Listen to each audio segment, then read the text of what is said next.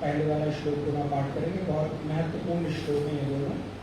पत्रम पुष्पम फलम तोयम, पत्रम पुष्पम फलम तोयम, यो मे भक्त्या प्रयक्षति, यो मे भक्त्या प्रयक्षति, तदहं भक्ति उपहृतम, तदहं भक्ति उपहृतम, अश्नामि प्रयतात्मनः, अश्नामि प्रयतात्मनः, यत्करोषि यदश्नासि यत्करोषि लशनासि यज्जुहोषि ददासि यत् यज्जुहोषि ददासि यत् यत्तपस्यसि कौन्तेय यत्तपस्यसि कौन्तेय तत्कुरुष्व मदर्पणम् तत्कुरुष्व मदर्पणम् शुभाशुभफलैरेवम्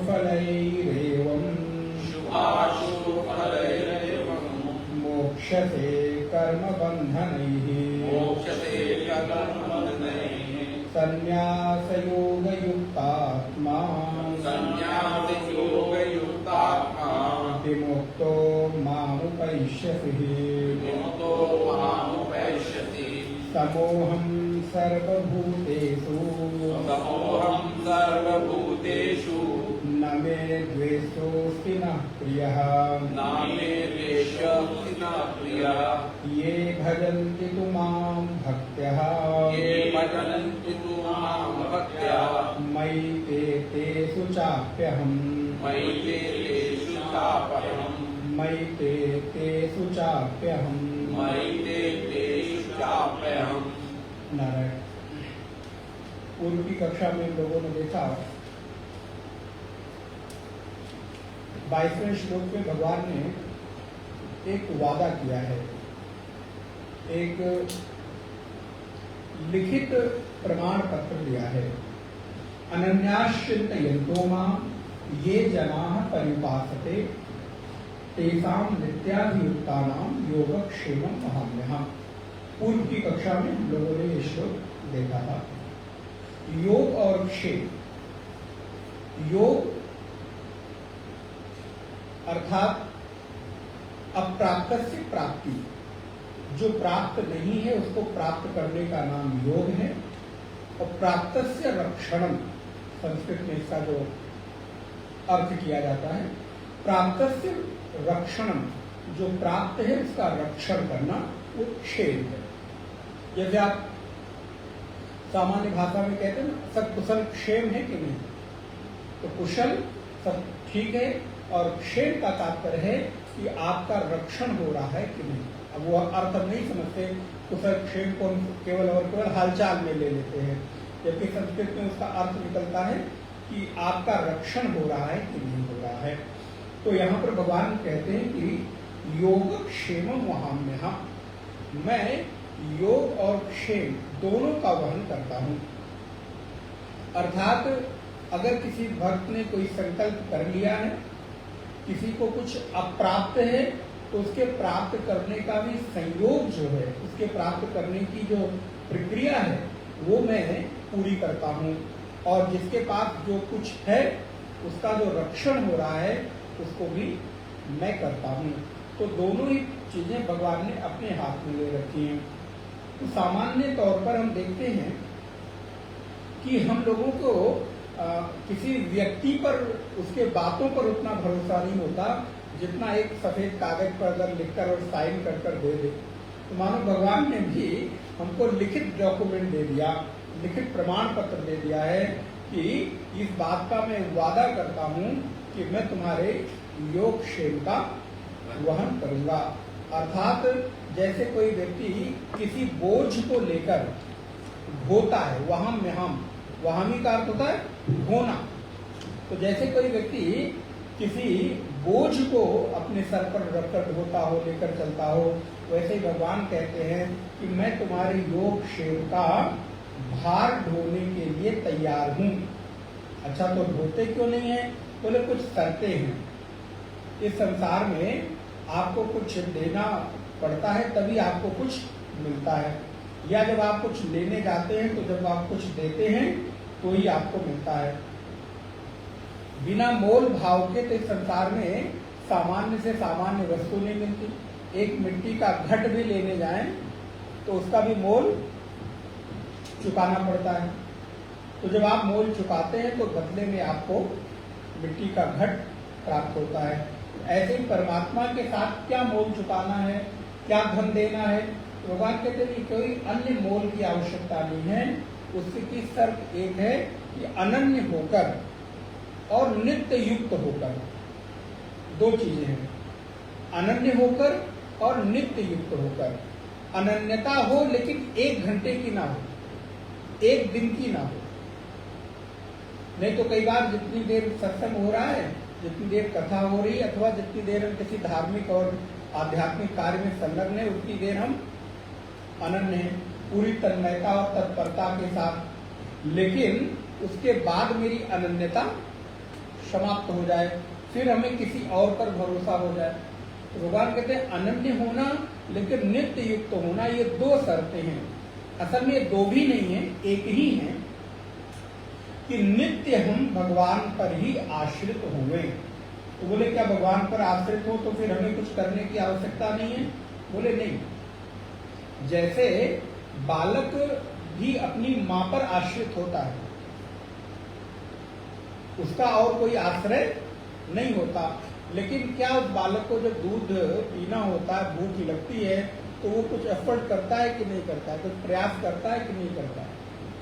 वो नन्हा सा बालक जो भी अबोध है, बोल नहीं सकता है, वो भी अपने क्षुधा की निवृत्ति का कोई ना कोई एक इशारा, कोई ना कोई एक संकेत बना लेता है। वो रोएगा या अन्य कोई इशारा करेगा, तो उसके इशारे से माएं समझ जाती हैं कि इस बालक को अब दुग्ध की आवश्यकता है, इसको भूख लगी है, तो इसकी क्षुधा की निवृत्ति करनी चाहिए। तो भगवान कहते हैं कि अनन्याश्रितयन्तो माम, अनन्य होकर, किसी अनन्य का तात्पर्य किसी अन्य के ऊपर नहीं, किसी एक के ऊपर ही आश्रित होकर, और नित्य रोज ही, रोज का तात्पर्य यहाँ जीवन पर्यंत। ये नहीं कि हमारा जब तक काम नहीं बना तब तक तो प्रभु आपके ऊपर, और जब काम बन गया तो साहब आपको पहचानते भी नहीं। कई बार ऐसा ही होता है, जब तक डील पूरी ना हो जाए तब तक रोज मंदिर जाना होगा। क्या हुआ? तो बोले महाराज हर शनिवार और हर मंगलवार डील करने जा रहे हैं, 11 रुपए, 21 रुपए, 51 रुपए का भोग लगाएंगे और जरा 45 लाख वाली कार जो है द्वार पे खड़ी हो जाए। और डील कितने की है? बोले 100 रुपए, 50 रुपए की। अच्छा चलो वो हो भी गई। तो बोले अब महाराज जाते तो मंदिर के सामने सिर झुका लेते, क्या करें, समय नहीं मिलता है। और पहले बोले रोज मंगल और शनि पहुंचे रहते थे। तो क्या हुआ कि बोले जब काम निकल गया तो पहचानते नहीं। बोले कि ऐसी बात ना हो, अनन्यता जीवन भर की हो, सदा के लिए हो, और उस अनन्यता पर भरोसा करके और परमात्मा के साथ युक्त हों, तो भक्तों के जीवन में कभी ऐसा तो देखने को नहीं मिलता कि उनको कोई अभाव ऐसा हो। भगवान कहते हैं उसका मैं वहन करता हूं। इसी पंक्ति को गोस्वामी तुलसीदास जी ने भी सेम अर्थ माने लिखा, बस खाली उन्होंने अवधि में उसका ट्रांसलेशन कर दिया। पंक्तियां लिखी कि करम सदा तिनके रखवारी, जिन बालक राखै महतारी। जी करम सदा तिनकर रखवारी। वही भगवान यहाँ क्या कह रहे हैं कि अनन्याश्रितयन्तो माम ये जनम परिवासते। वहां उदाहरण भी दे दिया, कैसे? बोले जिन बालक राखै महतारी। अवधि में माँ को महतारी कहते हैं, अम्मा कहते हैं। तो जैसे महतारी अर्थात माँ अपने बालक का रक्षण करती है, पोषण करती है, भरण करती है, देख रेख करती है, वैसे ही मैं माँ बनकर अनन्य भक्तों के रक्षण, भरण और पोषण की जिम्मेदारी लेता हूँ। राम सदा सेवक रुचि राखी। गोस्वामी जी कहते हैं कि राम जी अपने सेवकों की रुचि, पसंद को हमेशा प्रधानता देते हैं। पितामह भीष्म ने प्रतिज्ञा कर ली, उस प्रतिज्ञा को पूरी करने के लिए भगवान ने अपनी शर्तें छोड़ दी। भगवान ने प्रतिज्ञा कर ली कि मैं कुरुक्षेत्र के मैदान में अस्त्र शस्त्र नहीं उठाऊंगा, लेकिन अंततोगत्वा विवश होकर उनको, तो किस लिए? बोले मैं भक्तों के किए गए वादे को पूरा करने के लिए अपना वादा तोड़ सकता हूँ, छोड़ सकता हूँ। इसलिए परमात्मा कहते हैं कि राम सदा सेवक रुचि राखी, वेद पुराण साधु सुर साखी। साखी का तात्पर्य साक्षी है। कितने लोग साक्षी हैं कि आज तक भगवान ने अगर कोई वादा किया हो तो उस वादा खिलाफ ही नहीं किया उन्होंने, अपने वादे को उन्होंने पूरा किया। और इसके साक्षी कौन है? बोले वेद पुराण साधु सुर साखी। साक्षी हैं वेद पुराण साधु संत और देवता। देवताओं के ऊपर भी जब जब किसी भी तरह की विपत्ति आती है तो चूंकि मैंने देवताओं को वादा कर रखा है कि मैं तुम्हारा हमेशा रक्षण करूंगा, तो हर परिस्थिति में जाकर मैं देवताओं का साथ देता हूं और उनको विजयश्री।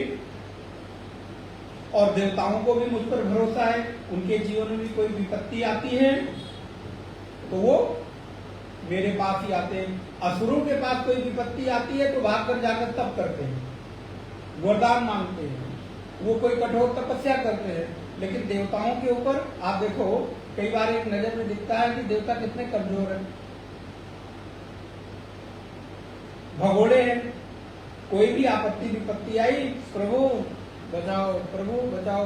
भगवान ने ठेका ले रखा है तो क्या करें? अगर आपने अपने घर का ठेका किसी को दे रखा है, किसी सिक्योरिटी का, किसी मेंटेनेंस वाले का, तो आप क्या करते हो? ठेका है उसको, चलो ठीक करो।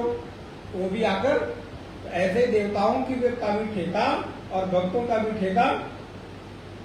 तो संतों के ऊपर भी कोई चीज आती है तो वो कहते प्रभु जरा आप देख लो। भगवान ने तो हाँ हाँ हमने ही बोल रखा है ठेका, तो मैं पूरा करूंगा। साधु संत के तुम रखवारे, साधु संतों के भक्तों के तुम रखवारे हो। तो गोस्वामी जी कहते हैं करऊं सदा तिनके रखवारी, जीवी बालक राखी महतारी। जैसे माँ अपने बालक की रक्षा करती है, कैसे बालक की? बोले जो बालक अबोध होता है, ये भी ध्यान रखिए। सपोज आपके घर में दो बच्चे हैं, दो बालक हैं। एक बालक बहुत होशियार है, बड़ा चालाक है, बड़ा दंड फंद कर लेता है, बड़ा इधर उधर जहां भी उसको होता ही है।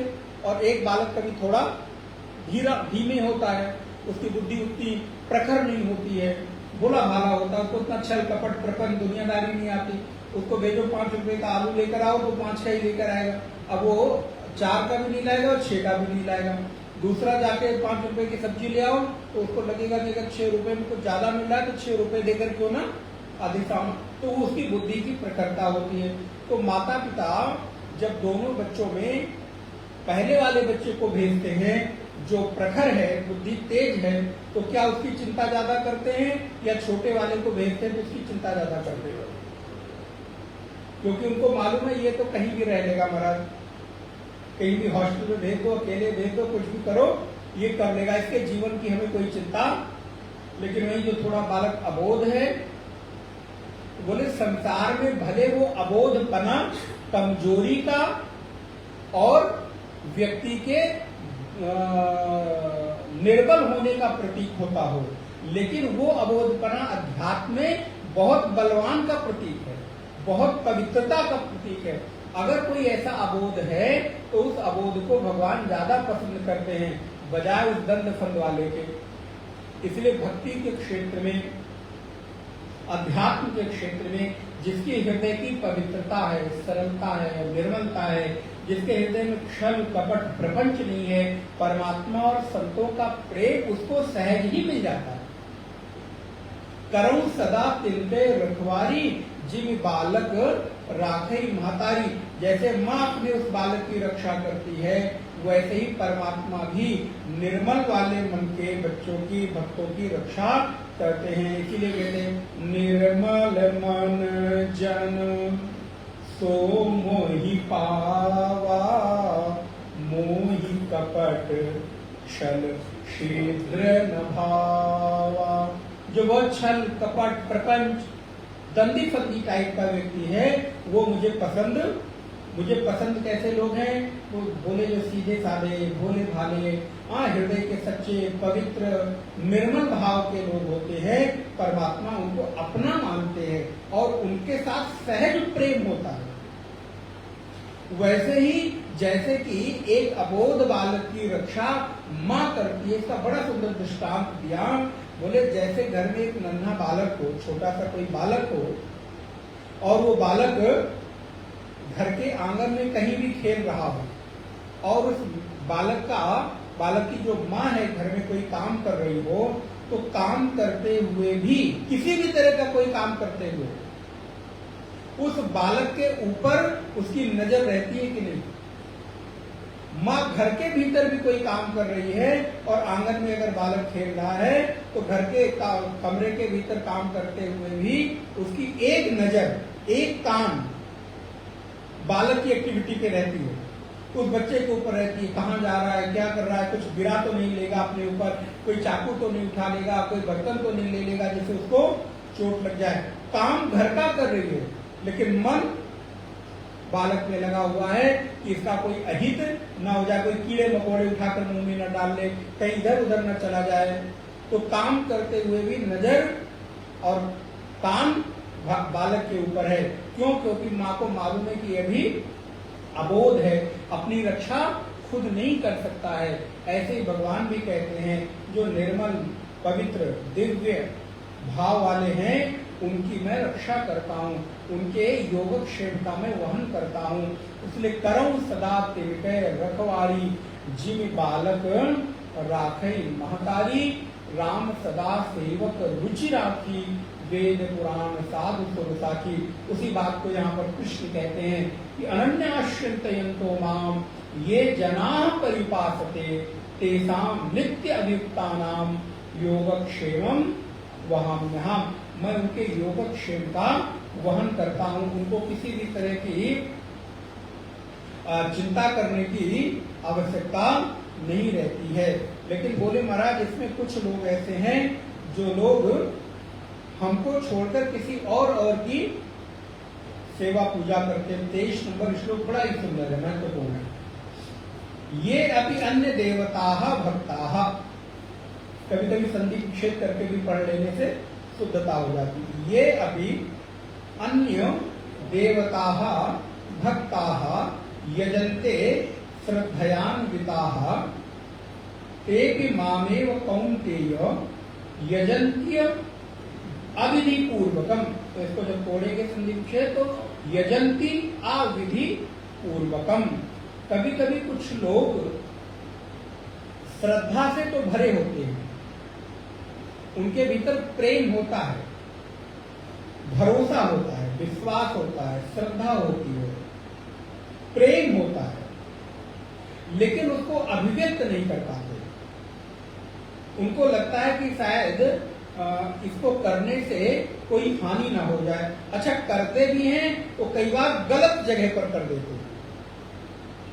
जानकारी के अभाव में कई बार अपने प्रेम को, अपनी श्रद्धा को, अपनी भावनाओं को गलत जगह पर अथवा गलत विधि से कर देते हैं और जिसका परिणाम उनके जीवन में दुखद होता है। तो एक जगह जब उनको धोखा मिलता है, एक जगह उनका भरोसा जब टूटता है तो उनको लगता है कि सारे जगह ऐसे ही है, लेकिन ऐसा नहीं है। आपका भरोसा एक जगह टूटा है आपकी जानकारी के अभाव में। आपके भरोसे के ऊपर किसी ने प्रहार किया है तो हो सकता है कि आपने गलत तरीके से गलत जगह पर उसकी अभिव्यक्ति की हो। तो इसलिए परमात्मा कहते हैं बहुत लोग बहुत सारे अन्य देवी देवताओं की पूजा करते हैं। अच्छा, जब पूजा कर रहे हैं तो ये तो पक्की बात है कि उनमें श्रद्धा तो, अगर श्रद्धा ना होगी तो करते नहीं करते। अब क्या जरूरत है? बोले उनकी श्रद्धा को केवल सही डायरेक्शन देने की जरूरत है। इसलिए कभी कभी किसी भक्त को, किसी साधक को आप देखेंगे कि अध्यात्म में गति बहुत तीव्र हो जाती है, कम समय में ही उनकी अध्यात्म में बहुत तीव्र गति हो जाती है। वही दूसरा कोई व्यक्ति है कि बहुत समय हो गया अध्यात्म में, सत्संग में, प्रवचन में, सेवा में, लेकिन उसके भीतर कोई गति और परिवर्तन नहीं दिखाई देता। बोले इसका कारण क्या है? बोले इसका कारण है कि पहले वाले में श्रद्धा तो थी, लेकिन डायरेक्शन अब उसको गलत डायरेक्शन से हटाकर एक सही डायरेक्शन में, सही दिशा में लगा दिया गया। तो गति तो उसकी वैसी ही थी, अब जब सही गति में चलने लगा तो लक्ष्य तक। वहीं दूसरी तरफ एक व्यक्ति जा तो सही दिशा में रहा है, लेकिन उसकी गति तीव्र नहीं है, उसके भीतर वो योग्यता नहीं है। तो जा तो सही दिशा में रहा है, लेकिन उसकी ग्रोथ, उसकी उपलब्धि बहुत धीमी लगती है। तो इसलिए हम अध्यात्म में रहें तो अध्यात्म में चल तो रहे हैं, लेकिन हमको ये देखना है कि क्या हमारी अध्यात्म की जो गति और दिशा है वो दोनों ठीक है कि नहीं। गति हमारी कितनी है और दिशा हमारी क्या है। तो वो गति और दिशा क्या हो, तो भगवान कहते हैं कि वो लोग अविधि पूर्वकम, बिना किसी नियम कानून के, बिना किसी धर्म के, बिना किसी गुरु के मार्गदर्शन के, बिना किसी उपासना पद्धति के किए तो चले जा रहे हैं। अच्छा, आप देखेंगे कई बार ऐसी उपासना पद्धति वाले लोग अधिक हमारे आसपास दिखाई दे जाएंगे, क्योंकि अब पुनः बहुत लौकिक दृष्टांत दे रहा हूं। यही समय है 6 बजे 7 बजे, आप अभी किसी रेस्टोरेंट में चले जाइए। वो गलत है ये नहीं कह रहे, जस्ट दृष्टांत के लिए। किसी पब में चले जाइए, किसी डांस वाले जो ग्रुप्स होते हैं वहां चले जाइए, या किसी ऐसी जगह चले जाइए जहां भी दुनिया भर के मनोरंजन के साधन हो रहे होंगे। वहां की भीड़, वहां पे लोग, और किसी मंदिर में, किसी सत्संग में चले जाइए, वहां पे लोग बहुत हैं, बहुत उत्साह से जा रहे हैं, लेकिन उनकी दिशा, गति उनमें तेज है, वो जो भी कार्य कर रहे हैं। लेकिन अगर इस दिशा में लेकर आए तो बोले यहाँ लोग हैं तो, लेकिन उनकी उपलब्धि बहुत थोड़ी है। तो कारण क्या हुआ? बोले वो अविधि पूर्वकम, अपनी एनर्जी, अपनी ऊर्जा को अविधि में, गलत कार्यों में व्यय कर रहे हैं। अगर उनकी उस ऊर्जा को एक सही दिशा में निवेश कर दिया जाए तो शायद उनकी उपलब्धि, एक मैंने दृष्टांत में कई बार आप लोगों को शायद श्रवण कराया हो, आपने सुना हो कि एक बहुत एक अच्छा व्यक्ति था, पहलवान टाइप का व्यक्ति था, जिसको सौंदर्य का बहुत प्रेम था, जो सुंदरता के प्रति बहुत आकर्षित और लालायित रहता था। और महाराज उसके भीतर बल भी बहुत था, ऊर्जा भी बहुत थी, और उसके पास सारी भौतिक समृद्धि भी आ रही थी। तो उसको सौंदर्य प्रेम इतना अधिक था कि एक बार उसका विवाह हुआ तो संयोग से, भगवत कृपा से उसको बहुत सुंदर पत्नी मिली। अब वो सौंदर्य प्रेमी होने के कारण कई बार हम अतिरेक हो जाने के बाद व्यक्ति में संदेह बहुत हो जाता है। तो उसको लगने लगा कि मैं बलवान हूं, मेरी पत्नी इतनी सुंदर है, कहीं इसके प्रति कोई और भी आकर्षित न हो जाए, तो वो एक क्षण के लिए भी उसको छोड़ता नहीं था। कोई बात नहीं। तो कहते हैं कि कई बार वो बाजार भी जाता या कहीं साथ साथ जा रहा होता तो बगल बगल नहीं चलता। उसको उस सुंदरता से इतना प्रेम, इतना लगाव था, इतनी आसक्ति थी उस सुंदरता से कि वो जब चलता तो उल्टे चलता। जैसे पत्नी ने सीधे सीधे चल रही तो उल्टे उल्टे चल रहा, मतलब उसकी आंखें उसकी तरफ रहती। एक उसी मार्ग से जा रहा था तो एक संत की दृष्टि पड़ी, इस व्यक्ति में सद्भावनाएं बहुत अधिक दिख रही है, लेकिन अब कैसे टोके। दूसरे दिन फिर देखा पत्नी तो सीधे चली जा रही, महान भाव उल्टे उल्टे चले जा रहे। उन्होंने रोका, भाई रुको, क्या बात है। अब तो संदेह कई बार लगता है कि लोग मित्रता करने के कारण किसी और चाहते, किसी और से मित्रता है, लेकिन जाना वाया चाहते हैं, किसी माध्यम से चाहते हैं। तो कहीं ऐसा तो नहीं कि इसको भी सुंदरता से प्रेम हो और ये मेरे माध्यम से मित्रता करना चाह रहा हो। ये देखिए संदेहात्मक बुद्धि जो होती है वो हर जगह संदेह खोज लेती है। इसलिए भगवान कृष्ण कहते हैं संदेह जो वाला व्यक्ति होता है वो विनश्यति, संशयात्मा विनश्यति, जो संशयात्मा व्यक्ति है उसका नाश हो जाता है, उत्थान नहीं होता, पतन हो जाता है। तो नारायण रुका नहीं, चल आगे बढ़ा। तीसरे दिन फिर उस आदमी ने, भक्त ने रोका।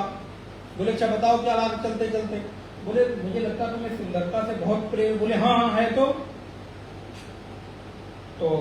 बोले क्या तुम्हें संसार में अपनी पत्नी से सुंदर कोई नहीं दिखता? बोले नहीं, मेरे पत्नी के जैसा ही संसार में और कोई सुंदर नहीं है। तो उसने कहा अगर तुम्हें इससे अधिक सुंदर चीज दिखा दी जाए तो? बोले ऐसा हो ही नहीं सकता। वही होता है जो हमें व्यक्ति पसंद आ जाए तो लगता है कि उससे अतिरिक्त सुंदरता कहीं है नहीं। तो कहता नहीं मेरी बात मानो, कल तुम 4 बजे अगर आ जाओ तो एक बार आ जाओ, तुम्हें पसंद आए तो देखना, नहीं तो न देखना। एक बार मेरे कहने से आ जाओ, तुम्हें ऐसी सुंदरता दिखाऊंगा कि तुम इस सुंदरता को। बेटा सच में? बोले हाँ। तो बात का भरोसा। बोले अच्छा मैं 4 बजे आता हूँ। कहाँ हूँ? बोले 4 बजे बाके बिहारी मंदिर में भगवान की मंगला आरती में आ जाना, वहीं तुम्हें सुंदरता दिखाऊंगा। बना जो नहा धो के तैयार होके प्रातःकाल 4 बजे की बेला में भगवान की मंगला आरती में पहुंचा। और जैसे ही भगवान का कपाट खुला तो वो देखता क्या है, संत ने दिखाया, देखो देखो ये सुंदरता। और जैसे उसने देखा कि बंसी विभूषित करार नवनीरदाभा पीतांबरा गरुण बिंद फलाधरुष्ठा पूर्णेन्दु सुंदर मुखात् अरविंद नेत्रा कृष्णात् परम किमपि त्वमहं न जाने। देखता है कि भगवान का इतना सुंदर स्वरूप, गले में वैजंती की माला है, मोर पंख धारण किए हुए, पीतांबर धारण किए हुए, चंदन मस्तक पर विलेपित हुआ है। देखकर अवाक रह गया और देखता रह गया। कपाट बंद हुआ, महात्मा उसको हिलाते, क्या हुआ? वो आंखें खुली की खुली। बोले हो गया दर्शन, चलो। महात्मा से कहता प्रभु अब मुझे नहीं जाना, मुझे यहीं रहना है। क्यों, क्या हो गया? बोले ये सुंदरता मेरे मन को इतना भा गई कि अभी सुंदरता को ही मुझे सदा सदा के लिए निहारना है। संत कहते हैं वो व्यक्ति उसी दिन वैरागी हो गया और भगवान श्री कृष्ण के रूप माधुरी पर आसक्त होकर वहीं पर दीक्षा लेकर संत होकर भजन करने लग गया। तात्पर्य क्या है कहने का? तात्पर्य है कि व्यक्ति के भीतर संभावना है, उसको अगर सही दिशा में निवेशित कर दिया जाए तो उसकी उपलब्धि बहुत जल्दी हो जाती है। और नारद भक्ति सूत्र में आप देखेंगे भक्ति में एक रूप माधुरी की भी भक्ति है, सौंदर्य भक्ति है। रूप पर हम भगवान के भक्ति का भाव जागृत कर सकते हैं। तो भगवान कहते हैं बहुत लोगों के भीतर ये भावनाएं तो होती हैं, लेकिन गलत जगह और गलत दिशा में अभिव्यक्त हो जाने के कारण अविधि पूर्वकम उनको नियम कानून कायदे नहीं मालूम है, तो कहीं भी कुछ भी किए जा रहे हैं। लेकिन अच्छा कोई बात नहीं, कर रहे हैं तो करने दो। भगवान ने एक बहुत सुंदर संकेत किया है। बोले अगर कोई ज्ञानी हो और कोई मूर्ख को देखे कि वो क्या पूजा कर रहा है तो उसको तुरंत उस पूजा से हटाओ मत। न बुद्धि भेदम जनयेत अज्ञानाम कर्म संगिनाम जोशयेत सर्वकर्माणि विद्वान युक्ता समाचरण। यदि कोई विद्वान व्यक्ति किसी मूर्ख को गलत आचरण करता हुआ देखे तो उसको तुरंत उस आचरण से हटाना नहीं चाहिए, बल्कि पहले धीरे धीरे उसको सद आचरण में लगाओ तो धीरे धीरे वो खुद ही गलत आचरण से। क्योंकि अगर आपने उसको गलत विधि जो अविधि पूर्वक भी कर रहा था, गलत ही पूजा कर रहा था, वो पहले न पानी चढ़ा रहा था बाद में चंदन लगा रहा था, पहले चंदन लगा रहा था बाद में पानी चढ़ा, जो भी कर रहा था उसको आपने हटा तो दिया, लेकिन उसको आपने दिशा तो जो कर रहा था वो भी उससे छूट गया। तो इसलिए जो विद्वान है वो मूर्खों को सही दिशा में लगाकर फिर उनको गलत दिशा से हटाते हैं। लेकिन कई बार जोश में आकर उनको लोग सही दिशा दिखाते नहीं, लेकिन उस दिशा से भी तो व्यक्ति भटक जाता है। इसलिए आप देखेंगे कि समाज में ऐसे लोगों की भीड़ है। तो मैं आपको जो दृष्टांत दे रहा था कि मंदिर की संख्या और किसी ऐसी जगहों की संख्या में आप अंतर देख लो। गलत दिशा में जाने वाले लोगों की संख्या अधिक मिलेगी। वर्तमान स्थिति अध्यात्म की है। परंपरागत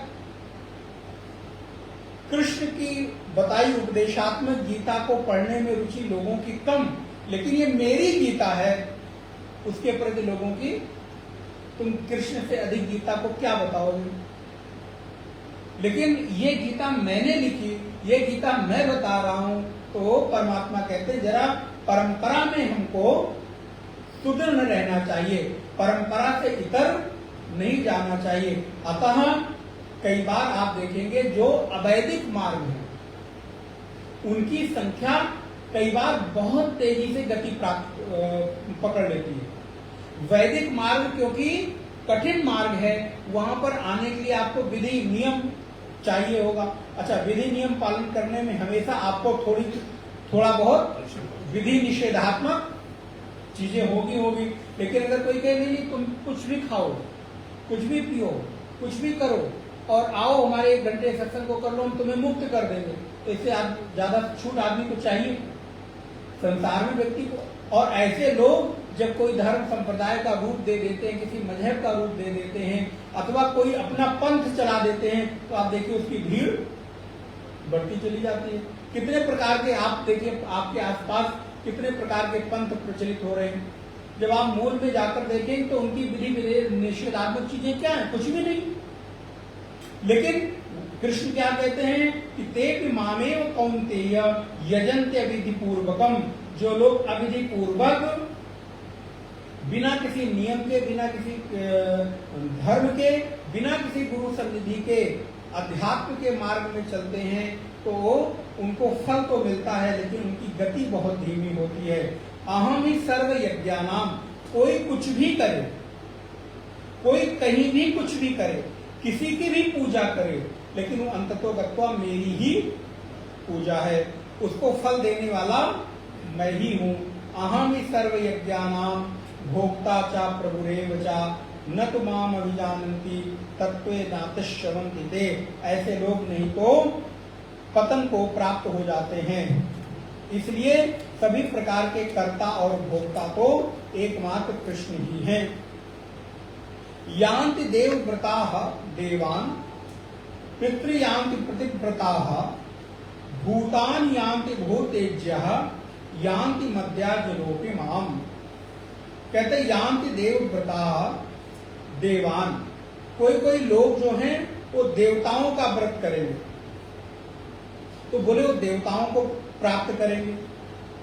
कुछ लोग क्या करते हैं, बोले पितरों की आराधना करते हैं। आपने देखा होगा माता पिता का आशीर्वाद, इस तरह का लोग लिखते हैं। तो अर्थात उनकी जो पूरी की पूरी श्रद्धा है वो पितरों के ऊपर रहती है। तो बोले ऐसे लोग फिर पितर लोगों को, जो पितरों की आराधना करेंगे वो पितरों को प्राप्त होंगे। इसलिए किसकी आराधना करनी है जरा सावधानी पूर्वक देखो। माता पिता ने जन्म दिया, उनके प्रति कृतज्ञता बनी रहे, होनी चाहिए, लेकिन आप अंततोगत्वा सब कुछ छोड़कर उन्हीं की एकमात्र आराधना करें, गलत नहीं है, वो भी उचित है। लेकिन कृष्ण क्या कह रहे हैं, जो पितरों की आराधना करते हैं वो, अगर आपका लक्ष्य वही है अच्छी बात है, लेकिन आपका लक्ष्य तो स्वर्ग से भी ऊपर है, वैकुंठ से भी ऊपर है। आपका लक्ष्य तो मोक्ष है, कोई पितर लोक प्राप्ति आपका लक्ष्य थोड़ा है।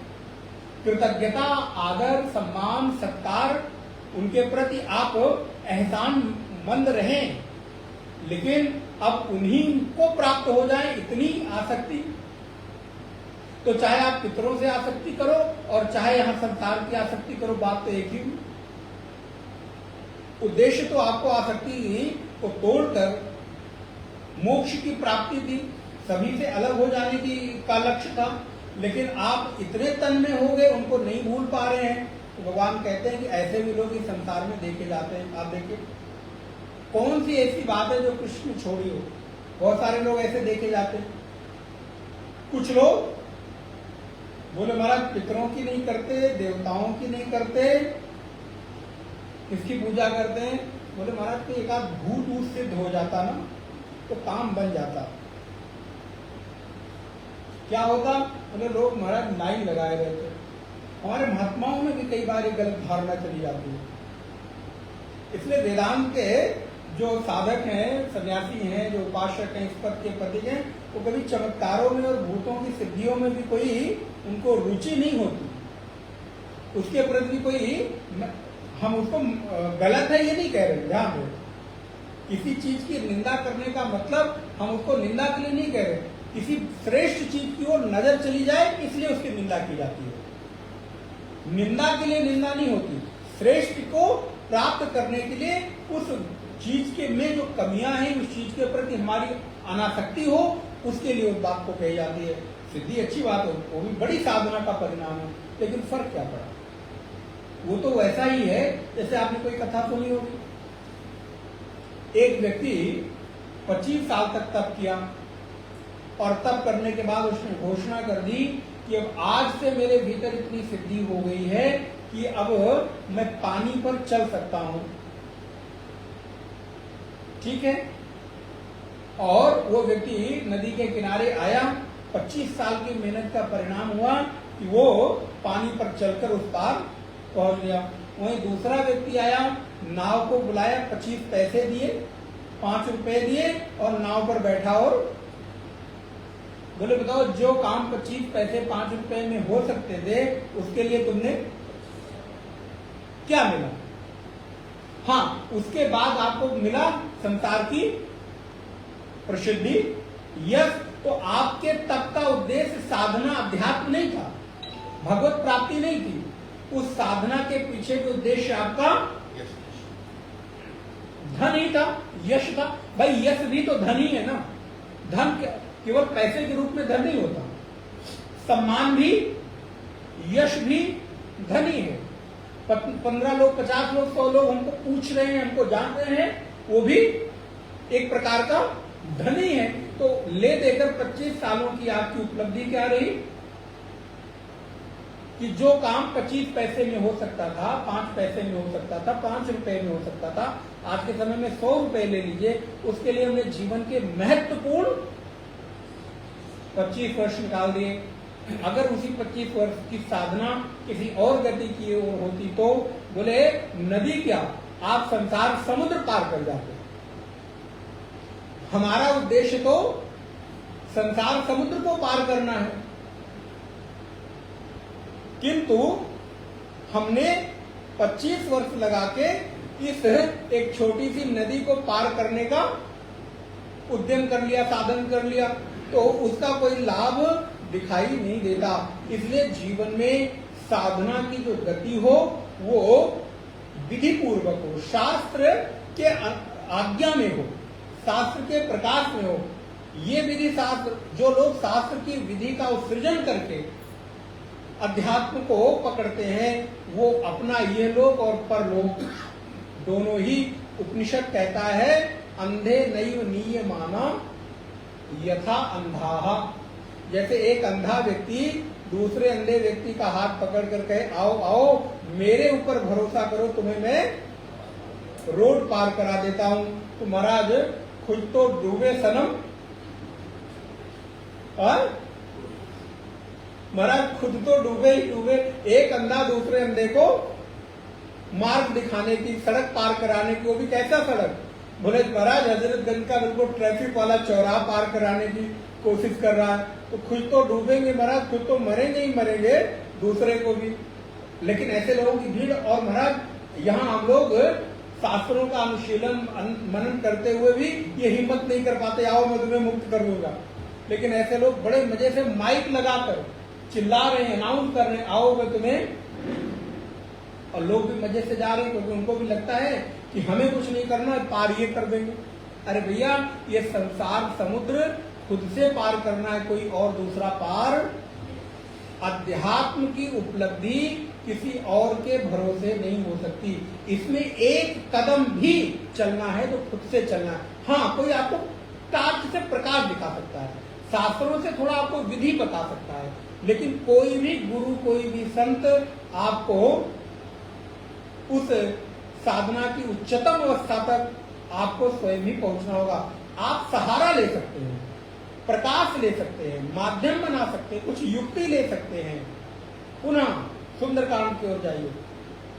हनुमान जी जैसे संत को, विभीषण जैसे संत युक्ति बताते हैं, मार्ग बताते हैं, लेकिन सीता जी की प्राप्ति, सीता जी की खोज हनुमान जी को स्वयं ही करनी पड़ी।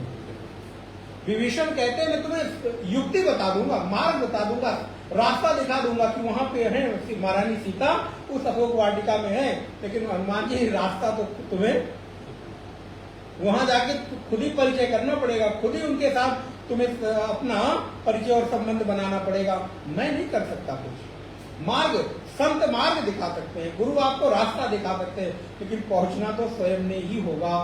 तो इसलिए कहते अंधे नहीं बनी यथा, अंधे नहीं माना यथा अंधा, एक अंधे दूसरे अंधे को मार्ग दिखाने का प्रयास करे। वैसे ही है, हम तो तरे नहीं, हम दूसरों को तारने का ठेका ले रखे हैं। तो भगवान कहते हैं कि बहुत लोग भूतों की उपासना करते हैं, प्रेतों की करते हैं।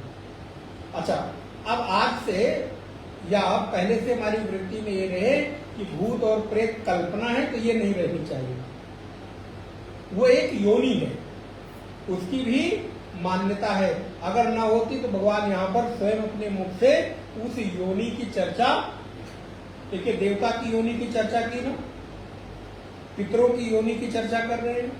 तो अगर देवता की योनि हम स्वीकार कर रहे हैं, पितरों की योनि स्वीकार कर रहे हैं, तो फिर तो इसलिए ये भूत होते हैं, जिसे प्रेतात्मा कहते हैं, भूतात्मा कहते हैं।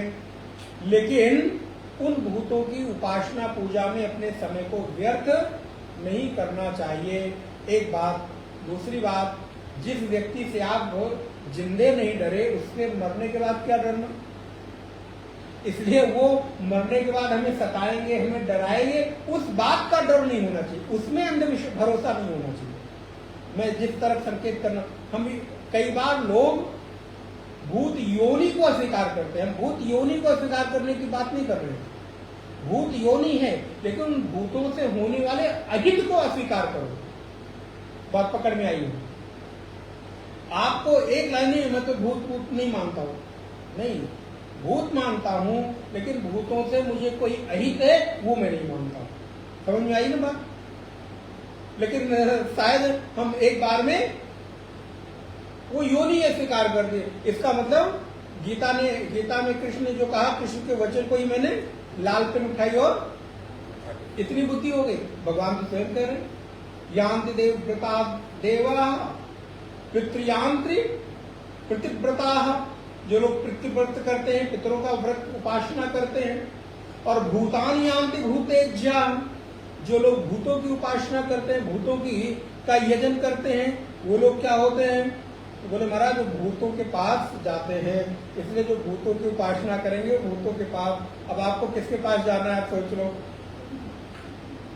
देवताओं के पास जाना है तो देवताओं की उपासना करो, पितरों के पास जाना है तो पितरों की उपासना करो, भूतों के पास जाना है तो यान्ति मद्याजिनोपि माम। इसलिए एक लाइन महत्वपूर्ण है, यजन करो। यान्ति मद्याजिनोपि माम, यजन करो। इसलिए यजन करो किसका? बोले मेरा यजन करो। क्यों? क्योंकि जिसका यजन करोगे उसके पास, तो यदि कृष्ण का यजन करोगे तो कृष्ण के पास, अपना नाम कृष्ण लेते नहीं है, लेकिन वो तो अनिष्ट है ना,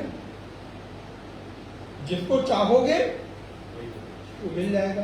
गोस्वामी कहते हैं जहीं पर जिनके सत्य सनेहु सो तेहि मिलई न कछु संदेहु।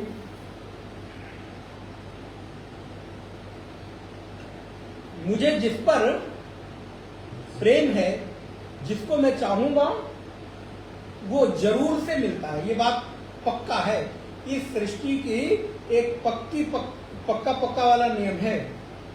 अगर आपने मन से किसी को चाहा, कोई वस्तु चाहा है, तो वो आपको आज नहीं तो कल, हो सकता है आपके समय पे ना मिले, लेकिन आपको मिलकर रहती है। क्योंकि सृष्टि का कोई भी संकल्प अधूरा नहीं होता। क्योंकि भगवान का एक नाम विष्णु सहस्रनाम में आता है सिद्ध संकल्पाः। उनका संकल्प कैसा है? सिद्ध है। तो जिसका यजन करेंगे, जिसको चाहेंगे, जो चाहेंगे वैसे आप होते चले जाएंगे। इसलिए ये एक सूत्र है, अध्यात्म का भी और संसार का भी। आप जो चाहते हो, जो होना चाहते हो, जो बनना चाहते हो, वैसा सोचना शुरू कर दो। आप देखो आपके आसपास वैसी परिस्थितियां क्रिएट होने लगेंगी, और इसको आप लोगों ने कई बार अनुभव भी किया होगा। आप कहीं जाना चाहते हो, उसके बारे में आपको जानकारी नहीं है, मन में इच्छा है, आप संकल्प कर लो कि मैं वहां जाना है। आप देखेंगे थोड़े समय के बाद वैसे कोई ना कोई आपको टकरा जाएगा, महाराज ये प्रसाद लीजिए, कहाँ गए थे? कैलाश मानसरोवर गए। अच्छा मुझे भी जाना, रास्ता बताओ। अब कोई उठा के आपको रख नहीं आएगा, आपको कोई ना कोई संकेत मिलता है, माध्यम मिलता है, आपको मार्ग पता चलेगा, मार्ग व्यय कितना है वो पता चलेगा, आपको जाना कैसे है वो पता चलेगा, किस समय जाना है, कैसे जाना है, किस तैयारी से जाना वो पता चलेगा। यदि मन के भीतर एक संकल्प है, जो होना चाहते हो वो सोचना शुरू कर दो। ये सूत्र मैंने एक आध बार आप लोगों को जिक्र किया होगा संभवतः। एक पश्चिम की दार्शनिक हुई रांडा बर्न, उसकी एक बुक बड़ी कई 5-7 साल पहले बड़ी फेमस हुई, शायद बेस्ट सेलर में भी आई थी, द सीक्रेट करके थी। उसका हिंदी में ट्रांसलेशन हुआ है, आप लोग देख सकते हैं। मोटी सी बुक है, मैंने भी पढ़ा था उस समय। अध्यात्म का शुरुआत ही था 7-8 साल पहले, 10 साल पहले की बात होगी। पूरी पुस्तक का निचोड़ गीता का एक श्लोक है। अब समझ, उस समय नहीं समझ में आया था, अब समझ में आता है। उसमें द सीक्रेट, द रहस्य करके, कि उसका ले देख के बस खाली एक ही निष्कर्ष है कि तुम जो होना चाहते हो वैसा सोचना शुरू कर दो, वैसे हो जाओगे। जिसको गीता में भगवान कृष्ण कहते हैं, क्या कह रहे हैं? यो यस श्रद्धा सा एव सा, जिसकी जैसी श्रद्धा होती है वो वैसा ही बन जाता है। यहां श्रद्धा का अर्थ पूजा पाठ वाला नहीं है, यहां श्रद्धा का अर्थ है मानसिक संकल्पना, मानसिक पवित्रता। तो आप जिसको जो जैसा चाहते हो, और ऐसा एक बार नहीं, आप अनेक बार करके देखो।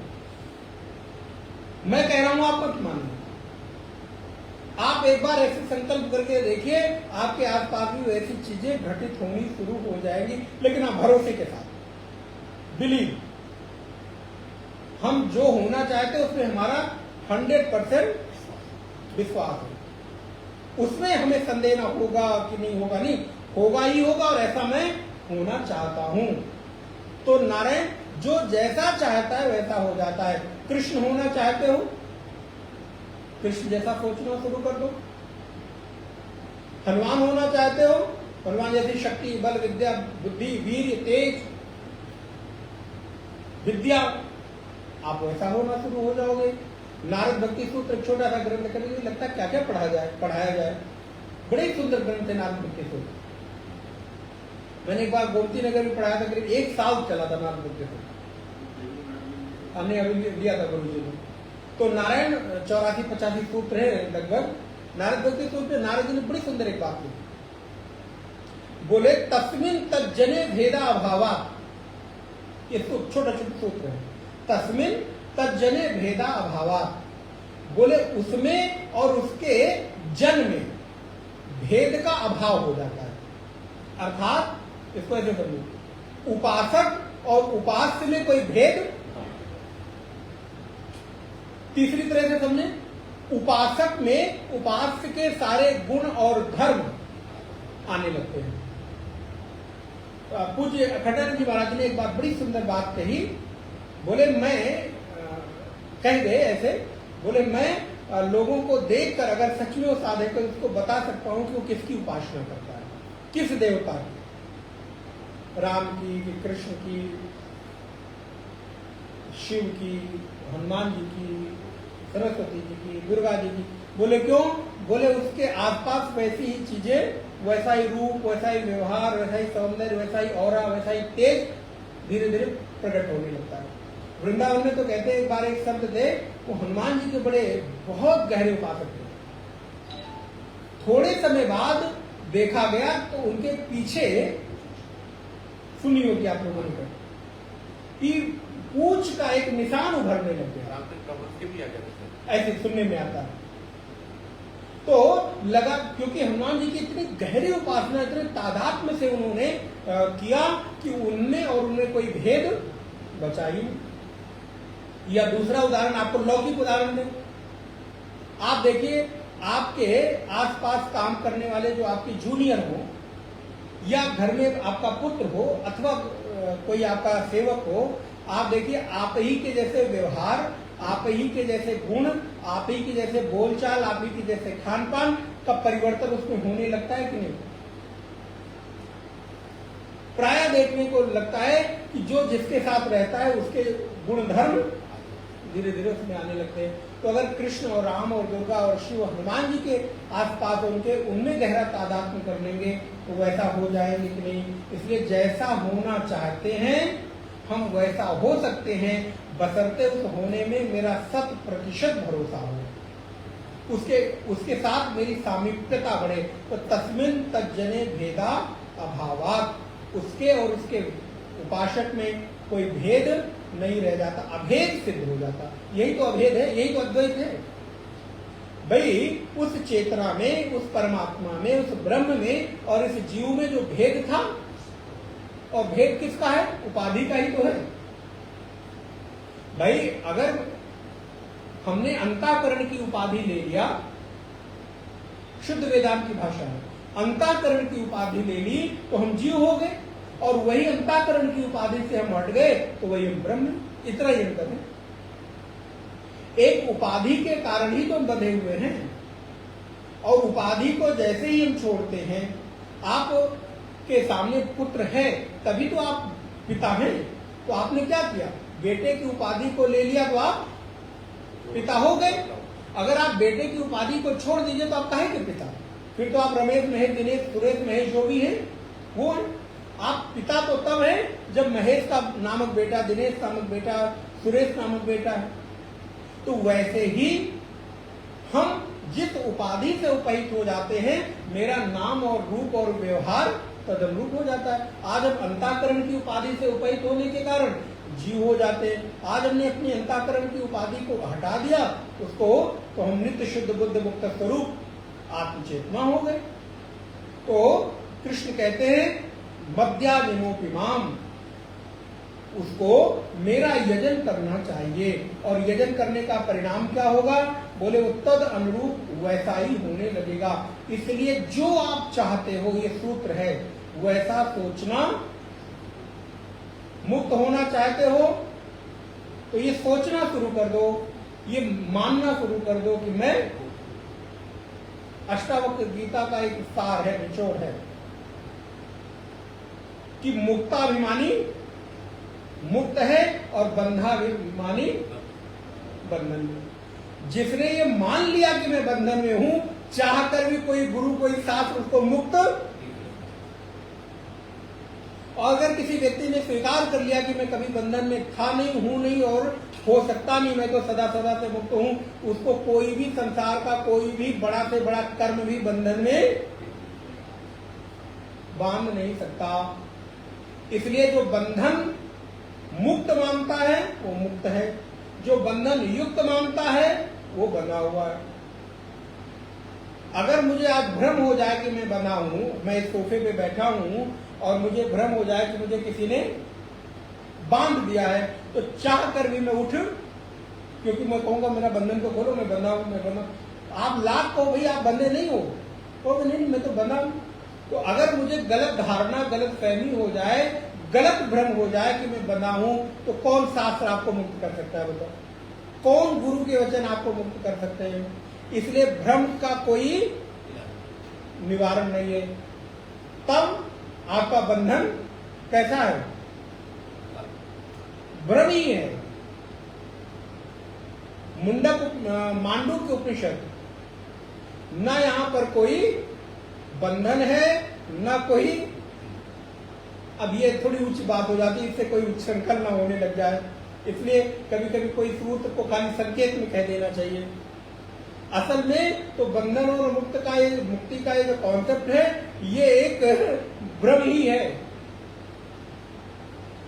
सामाजिक व्यवस्था को, व्यक्ति के नैतिकता को और इस सृष्टि के व्यवस्था को चलाए रखने के लिए ये एक बनाई गई व्यवहारिक व्यवस्था है।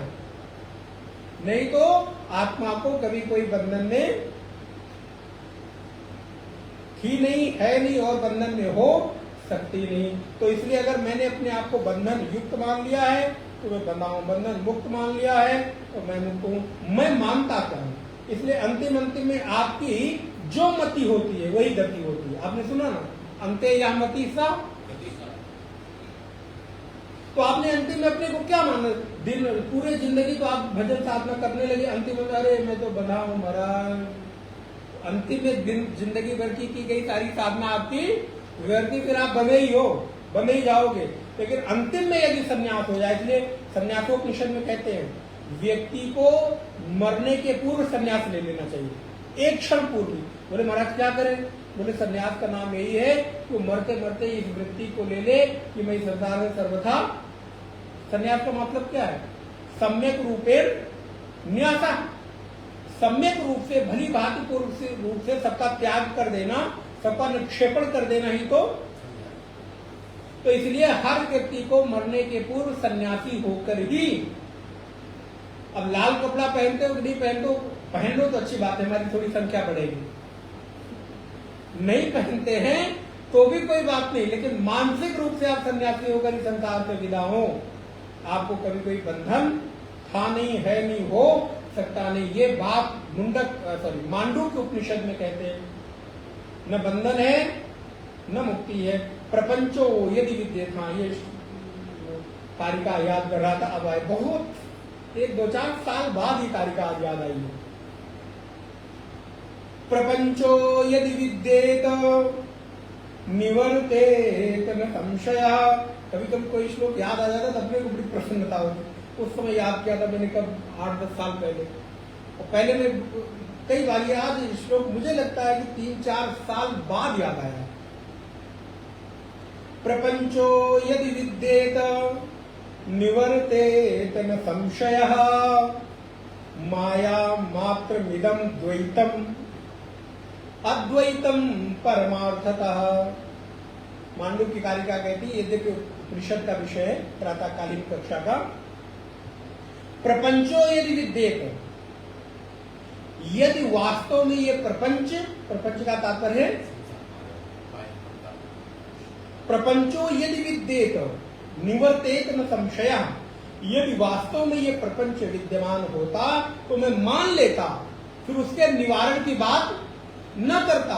लेकिन असल में ये प्रपंच है ही नहीं तो मैं किसके निवारण की बात करूं? अगर होता तो इसके निवारण में कोई संशय न होता, हम निवारण की बात करते। तो प्रपंचो यदि विद्येत निवर्तेत न संशयः, बोले फिर क्या है? तो ये संसार क्या है? बोले माया मात्र इदम द्वैतम, इदम द्वैतम माया मात्रम।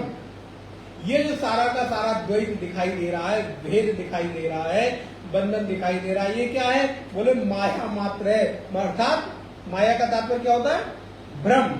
माया का अर्थ होता है मां माने जो, या माने नहीं है। जो नहीं है उसको, तो जो नहीं है उसको मान लेना ही माया है। कई बार कोई व्यक्ति मेरा नहीं होता लेकिन उसको हम अपना मान लिया, माया ही तो है, क्योंकि वो कभी आपका था नहीं, है नहीं और हो सकता नहीं, फिर भी आपने उसको अपना मान लिया तो माया है।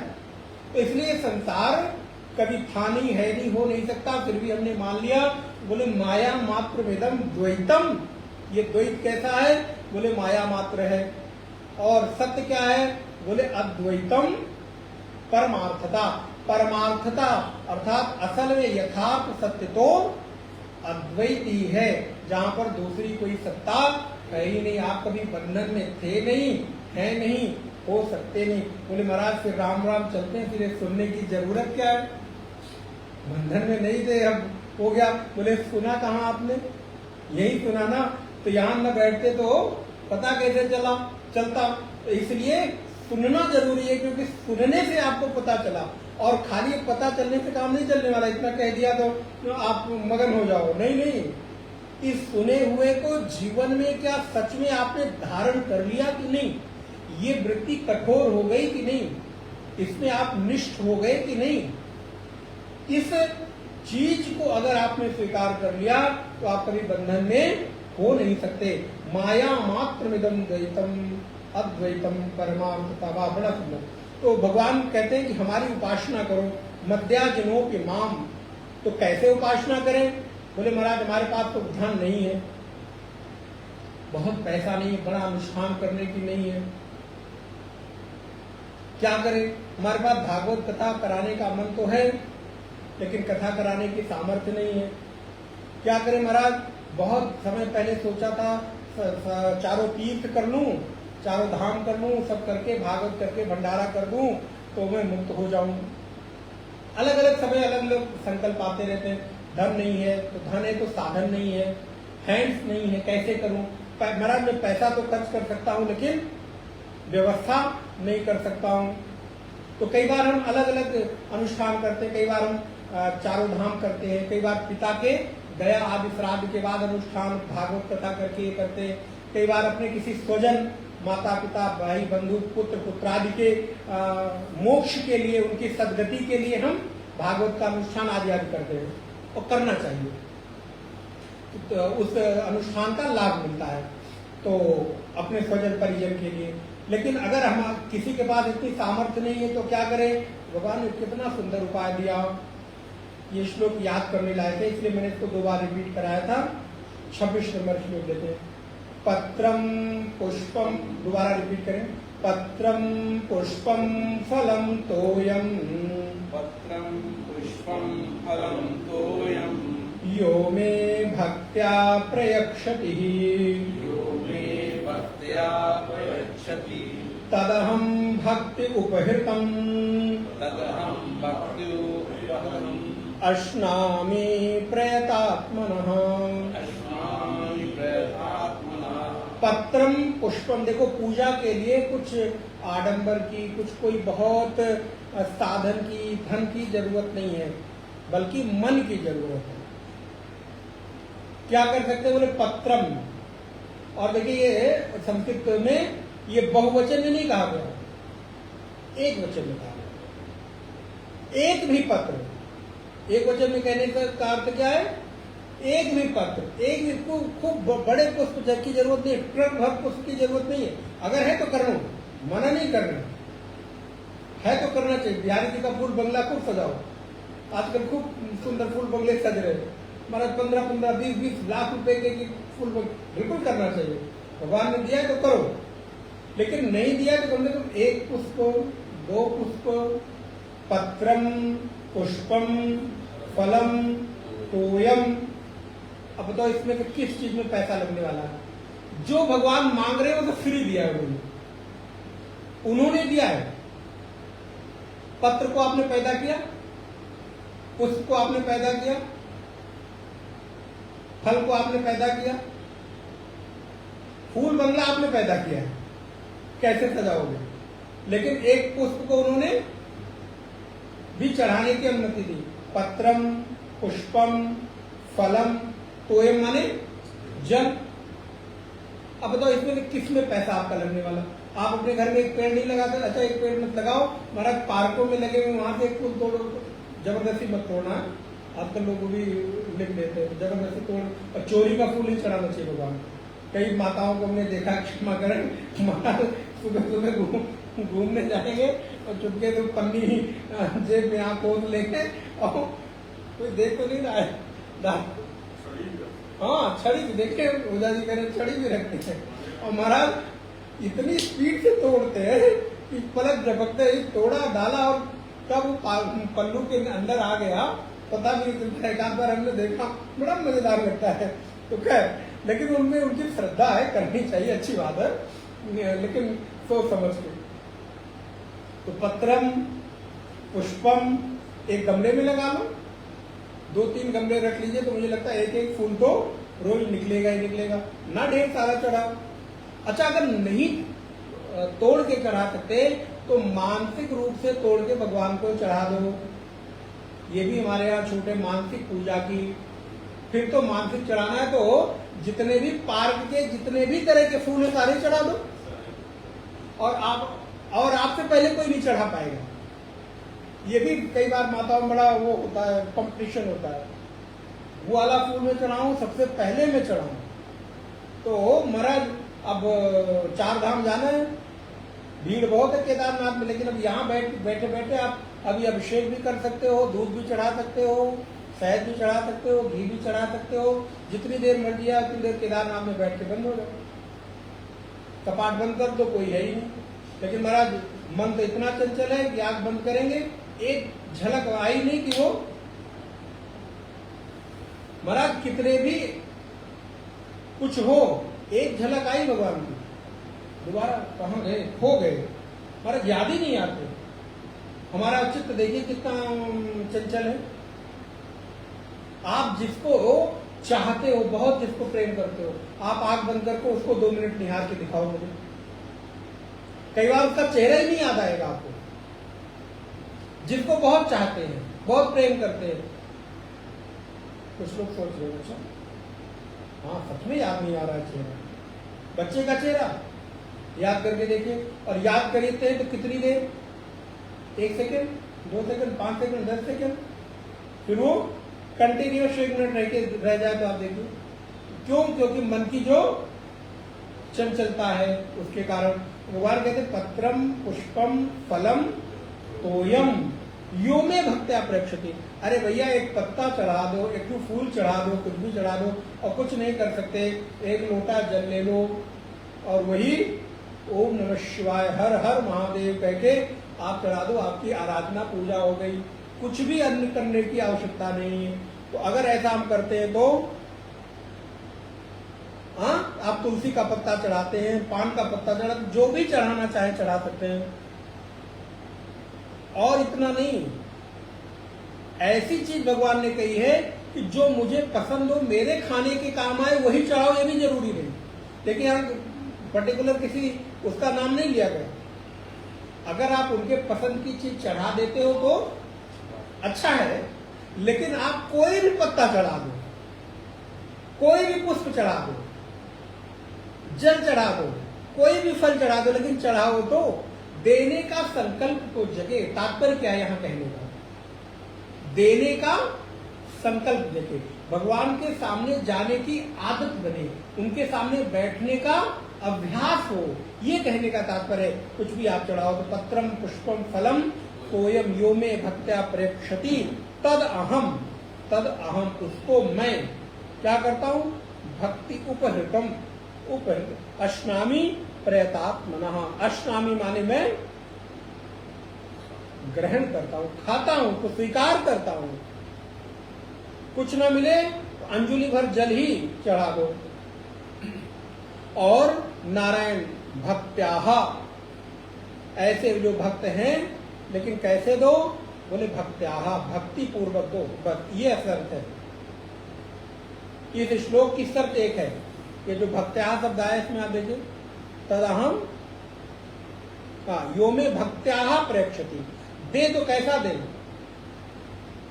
एहसान करते हुए ना दे, कृतज्ञता करते हुए, भक्ति के सहित दे, भक्ति पूर्वक देना है। और फिर देते समय भगवान को निवेदन कर ले।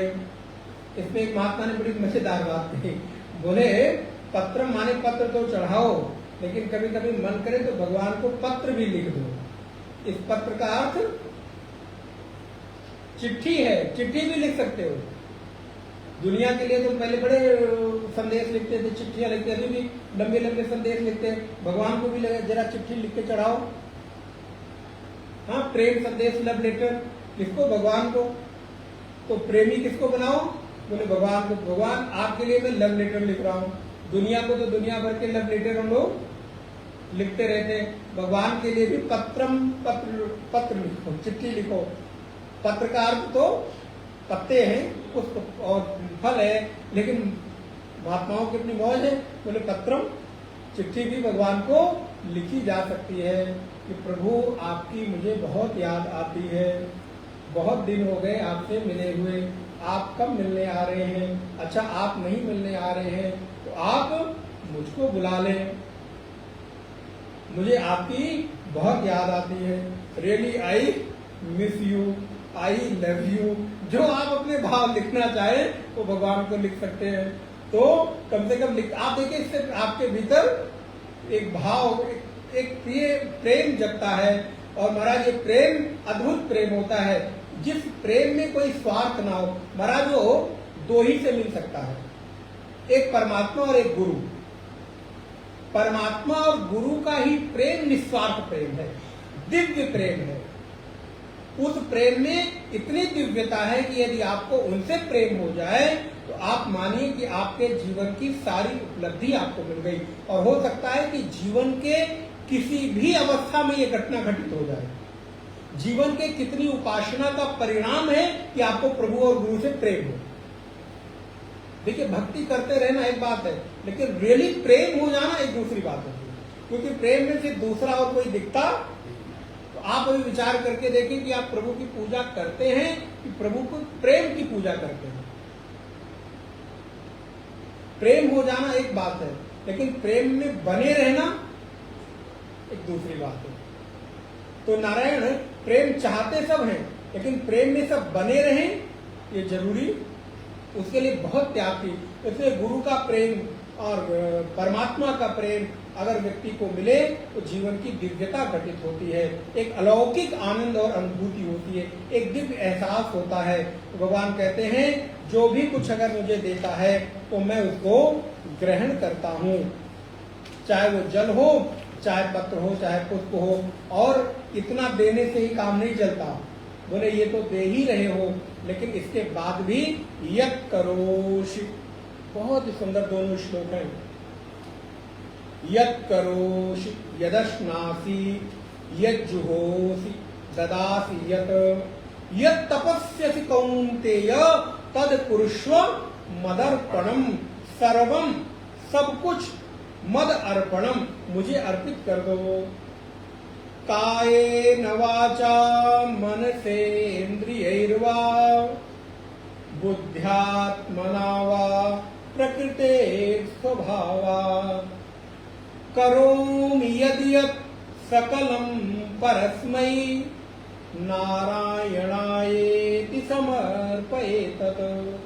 जो कुछ मैं करता हूँ प्रभु वो सब कुछ आपको अर्पित है। तो इस 27 नंबर श्लोक की व्याख्या का विस्तार हम लोग अगली कक्षा में देखेंगे। 2 बार भगवान का नाम स्मरण। हरि शरणम हरि शरणम हरि शरणम हरि शरणम हरि शरणम हरि शरणम हरि शरणम हरि शरणम। दयालु राम की शरणम कृपालु कृष्ण की शरणम। दयालु राम की शरणम कृपालु कृष्ण की शरणम। हरि शरणम हरि शरणम हरि शरणम हरि शरणम हरि शरणम हरि शरणम हरि शरणम हरि शरणम। यही एक मंत्र है प्यारा, हरि शरणम हरि शरणम। यही एक मंत्र है प्यारा, हरि शरणम हरि शरणम। यही एक मंत्र है प्यारा, हरि शरणम हरि शरणम। यही एक मंत्र है प्यारा, हरि शरणम हरि शरणम। हरि शरणम हरि शरणम हरि शरणम हरि शरणम।